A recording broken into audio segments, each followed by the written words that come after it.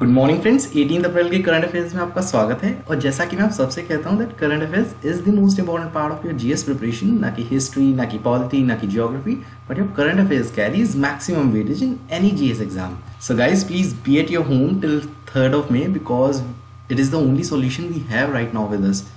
तो आइए देखते हैं हमारा पहला क्वेश्चन क्या तैयार हो जाता है।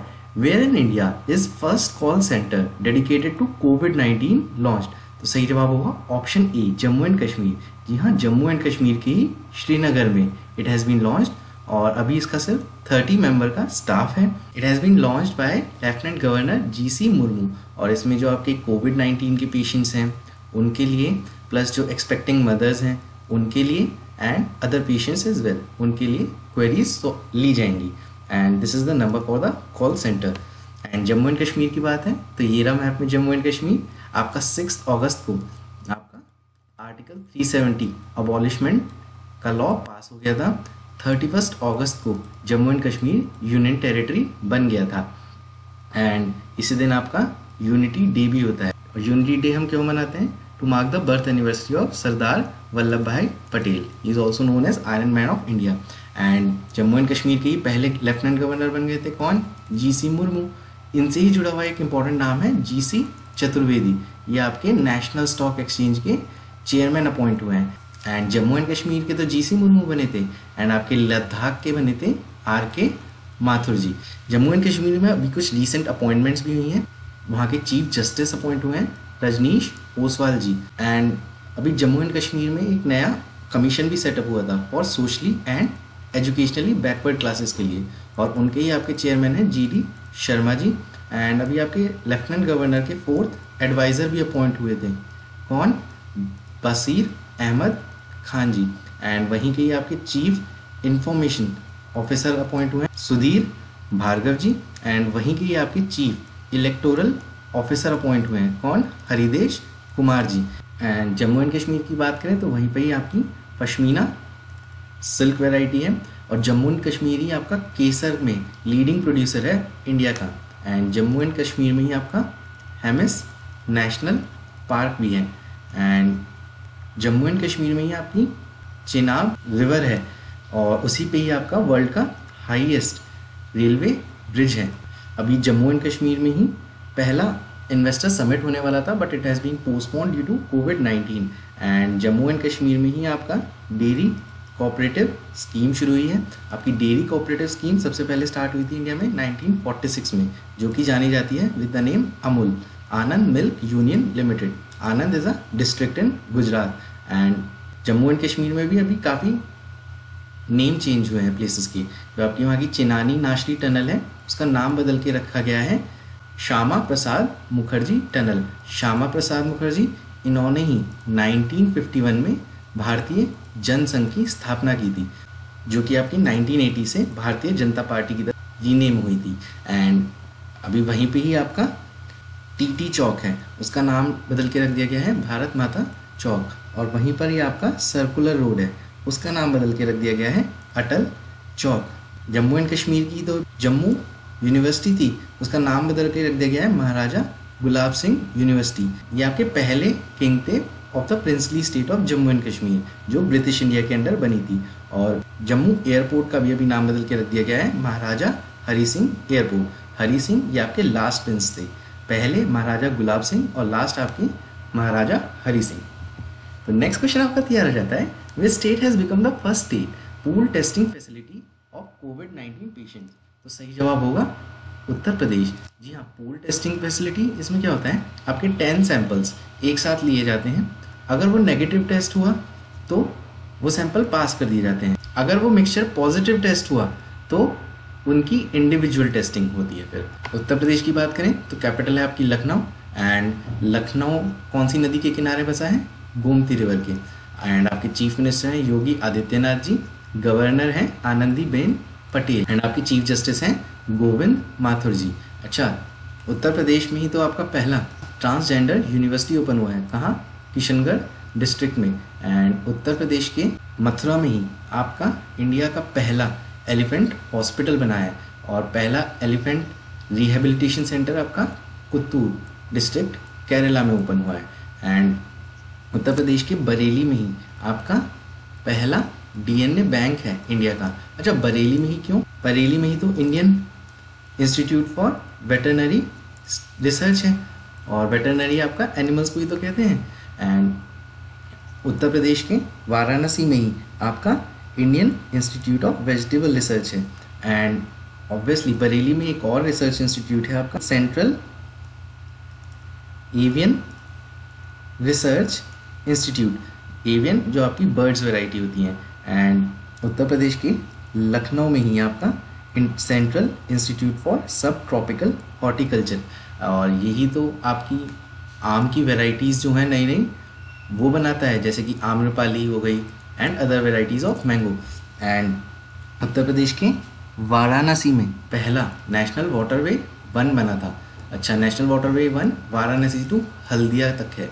हल्दिया वेस्ट बंगाल में है, और इसी वाटरवे पे तो आपका पेप्सी कंपनी का पहला कार्गो चला था, और वाराणसी में ही पहली आपकी क्रूज चली है विद द नेम अलकनंदा। तो बढ़ते हैं अपने नेक्स्ट क्वेश्चन की तरफ। On which among the following days is world art day observe? तो सही जवाब होगा ऑप्शन सी 15 अप्रैल। अच्छा, 15 अप्रैल इसी दिन आपके लियोनार्डो दा विंसी का जन्म हुआ था, और उन्होंने ही आपकी 2 फेमस पेंटिंग बनाई थी, Mona Lisa and the other is the Last Supper. इसमें आपकी जीसस क्राइस्ट अपनी डेथ से पहले जो लास्ट सपर लैंड करते हैं उसकी पेंटिंग है। आपके 1 अप्रैल को आरबीआई फाउंडेशन डे मनाया जाता है। क्यों? क्योंकि 1935 में इसी दिन तो आरबीआई बना था, और इसके ही पहले गवर्नर थे कौन? ऑसबॉर्न स्मिथ जी। और इंडिपेंडेंट इंडिया के पहले गवर्नर थे इसके सीडी देशमुख जी। एंड इसी के ठीक 1 साल बाद इन 1936 आपका उड़ीसा स्टेट वॉज फॉर्म, और इसी के लिए हम मनाते हैं उत्कल दिवस, और ये आपका 1 अप्रैल को ही मनाया जाता है। आपका 2 अप्रैल को वर्ल्ड ऑटिज्म डे मनाया जाता है, और इसी की थीम थी ट्रांजिशन टू एडल्टहुड। ऑटिज्म आपका डेवलपमेंटल डिसऑर्डर है जिसमें आपकी interaction and communication ability impact होती है। एंड आपका 4 अप्रैल को international day for mine awareness मनाया जाता है। एंड आपका 5 अप्रैल को नेशनल मैरीटाइम डे मनाया जाता है। क्यों? क्योंकि इसी दिन 1919 में आपका पहली शिप गई थी SS लॉयल्टी, इसका नाम था, from Mumbai to London. And आपका इसी दिन एक और इम्पॉर्टेंट डे मनाने का फैसला करा है यूएन ने 2020 में ही, उसका पहली बार मनाया गया है, international day of conscience. And आपका 7 अप्रैल को वर्ल्ड हेल्थ डे मनाया जाता है। क्यों? क्योंकि इसी दिन तो वर्ल्ड हेल्थ ऑर्गेनाइजेशन फॉर्म हुआ था 1948 में, एंड वर्ल्ड हेल्थ ऑर्गेनाइजेशन इसका ही आपका हेडक्वार्टर है जेनेवा स्विट्ज़रलैंड में, और ये डे हम 1950 से मना रहे हैं। इस बार आपकी वर्ल्ड हेल्थ डे की थीम थी सपोर्ट मिडवाइव्स एंड नर्सेज। आपका 11 अप्रैल को नेशनल मदरहुड सेफ्टी डे मनाया जाता है। क्यों? To mark the birth anniversary of Kasturba Gandhi, and she was the wife of father of nation Mohandas Karamchand Gandhi. And आपका 13 अप्रैल को आपका जलियांवाला बाग मैसेकर डे मनाया जाता है। क्यों? क्योंकि इसी दिन तो 1919 में जलियांवाला बाग हैपनिंग हुई थी, और इससे जुड़ा आपका एक्ट है रॉलेट एक्ट। एंड आपका 14 अप्रैल को BR अम्बेडकर रिमेम्बरेंस डे मनाया जाता है। क्यों? क्योंकि इस दिन 1891 में आपके BR अम्बेडकर का जन्म हुआ था। एंड आपका 17 अप्रैल को वर्ल्ड हीमोफीलिया डे मनाया जाता है, जिसका मैंने आपको कल बताया भी था, गेट प्लस इन्वॉल्व इसकी थीम थी। और हीमोफीलिया उसे कहते हैं जिसमें आपका ब्लड क्लॉट नहीं होता। एंड आपका 18 अप्रैल को मतलब आज वर्ल्ड हेरिटेज डे है। एंड आपका 21 अप्रैल को नेशनल सिविल सर्विसेज डे मनाया जाता है, इसे आपका सेक्रेटरी डे भी कहते हैं। क्यों? क्योंकि इसी दिन 1947 में सरदार वल्लभ भाई पटेल ने पहला एड्रेस किया था सिविल सर्वेंट्स को। एंड आपका 22 अप्रैल को वर्ल्ड अर्थ डे मनाया जाता है, और अभी आपका 28 मार्च को हमने अर्थ आर डे भी मनाया था, जिसमें हमने 1 घंटे के लिए लाइट स्विच ऑफ कर दी थी। एंड आपका 23 अप्रैल को world book and copy rights day मनाया जाता है। एंड आपका 24 अप्रैल को एक और इम्पॉर्टेंट डे है, कौन सा? आपका पंचायती राज दिवस। ध्यान रखिएगा, इन 1957 आपकी बलवंत राय मेहता कमेटी बनी थी, वो पंचायती राज के लिए थी। और 1959 में आपका राजस्थान का नागौर डिस्ट्रिक्ट पहला डिस्ट्रिक्ट बना था जहाँ पंचायती राज अडॉप्ट किया गया था, और इम्प्लीमेंट करने वाला पहला राज्य था आंध्र प्रदेश। और आंध्र प्रदेश ही आपका 1956 में भारत के भाषा के आधार पर बनने वाला पहला राज्य था। और इसी से जुड़ा आपका कमीशन है फैजल अली कमीशन। तो नेक्स्ट क्वेश्चन आपका तैयार हो जाता है, which among the following national parks of India has started first quarantine facility for animals. तो सही जवाब होगा option B, Jim Corbett national park. जी हाँ, यही आपका उत्तराखंड में सिचुएटेड है और यहीं पर आपकी पहली क्वारंटाइन फैसिलिटीज़ फॉर एनिमल्स शुरू हुई है। आप क्वारंटाइन फैसिलिटी तो समझ ही गए होंगे, क्योंकि we are also being quarantined right now. And आपका पेंच नेशनल पार्क, ये भी अभी न्यूज़ में था, क्योंकि यहाँ पर अभी 10 ईयर ओल्ड एक टाइगर की डेथ हो गई है। अच्छा, एक और जू आपका ब्रोंक्स जू न्यूयॉर्क का न्यूज़ में था, क्योंकि वहाँ पर एक टाइगर है नादिया, जो कोविड-19 से पहली एनिमल स्पीशीज़ बन गई है जिसकी डेथ हुई थी। Gir national park, it is the home for Asiatic lions. And Kaziranga national park, ये आपका वन हॉर्न राइनो के लिए फेमस है, it is in Assam. And Gir national park is in Gujarat. तो बढ़ते हैं अपने नेक्स्ट क्वेश्चन की तरफ। India has tightened restrictions on the import of which among the following oils. सही जवाब होगा ऑप्शन सी, पाम ऑयल। जी हाँ, पाम ऑयल की इंपोर्ट पर ही रिस्ट्रिक्शन लगा दी गई है। क्यों? क्योंकि इंडिया आपका लीडिंग प्रोड्यूसर है वेजिटेबल ऑयल्स का, एंड हम तब भी इंपोर्ट करते हैं 15 मिलियन टन्स ऑफ ऑयल, जिसमें आपका 9 मिलियन पाम ऑयल होता है। और इसी के ही इंपोर्ट पर अब रिस्ट्रिक्शन लगा दी गई है। इसमें ही आपका जो लाइसेंस है उसको रिन्यू कराना पड़ेगा अब हर बार 6 मंथ्स के बाद इंपोर्ट का लाइसेंस, और आपकी जो इनबाउंड शिपमेंट है उस पर भी कंडीशंस टाइट कर दी गई हैं। तो नेक्स्ट क्वेश्चन आपका तैयार हो जाता है, which among the following states has started food bank to the poor and needy. तो सही जवाब होगा ऑप्शन ए, मणिपुर। जी हाँ, इसी में ही आपके पुअर पीपल के लिए फूड प्रोवाइड करने के लिए मणिपुर गवर्नमेंट ने ये इनिशिएटिव लिया है। एंड ध्यान रखिएगा, your Kabul Lamjao national park is in Manipur. और क्यों ये इंपॉर्टेंट है? क्योंकि ये पहला नेशनल पार्क है जो फ्लोटिंग है, और ये कौन से लेक पे फ्लोट करता है? लोकटक लेक।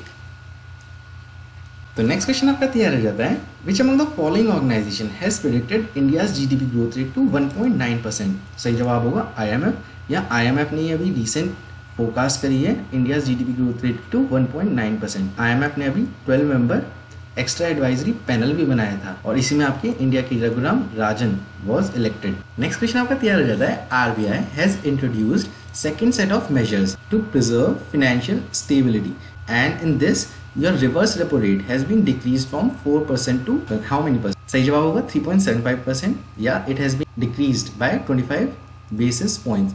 एंड अभी RBI ने ही अपनी सेकेंड सेट ऑफ मेजर्स में इंडिकेट किया है कि that India will turn around after this COVID-19 impact, and we will grow at a rate of 7.4% in financial year 22, and जो आपका 2021 से 2022 तक होगा। एंड इसी में ही आपका फैसला लिया गया है that money will be put in the hands of needy and disadvantaged। And अभी रेपो रेट भी हमारा डिक्रीज किया था from 5.15% to 4.4%. It has been decreased by 135 basis points. The next question आपका तैयार हो जाता है, United States has announced $8.4 million aid to which among the following countries? सही जवाब होगा ऑप्शन बी, पाकिस्तान। या पाकिस्तान को ही यूनाइटेड नेशन ने एड दिया है फॉर COVID-19। एंड इंडिया के साथ अभी यूनाइटेड नेशंस ने डील भी करी थी फॉर P8I एयरक्राफ्ट्स। इसमें आपकी Boeing company of United states was involve. और अभी कल ही मैंने आपको बताया था हार्पून मिसाइल्स एंड टॉर्पीडोज की डील आपकी यूनाइटेड स्टेट्स ने अप्रूव कर दी है। हार्पून मिसाइल्स और टॉर्पीडोज आपकी P8I एयरक्राफ्ट की ही एक्सेसरीज, और इसी एयरक्राफ्ट को आपका सबमरीन किलर भी कहा जाता है। तो नेक्स्ट क्वेश्चन आपका तैयार हो जाता है, how many Indians have been awarded 2020 Guggenheim fellowships? सही जवाब होगा 4। जी हाँ, ये आपकी राइटर्स, स्कॉलर्स और साइंटिफिक रिसर्चर्स को दी जाती है USA में। तो वक्त चला है लास्ट वीडियो में पूछे गए क्वेश्चन का, तो आपने सभी ने इसका सही जवाब दिया है। जी हाँ, हमारा फॉरेस्ट एरिया है 24.56% एज पर फॉरेस्ट रिपोर्ट 2019। तो मैं आज की वीडियो में आपसे पूछना चाहता हूँ, इंडिया की पहली हाइपरलूप ट्रेन फैसिलिटी मुंबई और दूसरे किस शहर के बीच स्टार्ट होने वाली है? तो अगर आपको आंसर पता है तो कमेंट बॉक्स में टाइप कीजिए। तो जैसा कि मैं आप सबसे कहता हूँ, whenever you watch a video of current affairs, kindly revise it because it is the most effective way for impactful learning. और गाइस आपको अगर वीडियो पसंद आता है तो इसे लाइक और शेयर ज़रूर कीजिए। So this was all, thank you.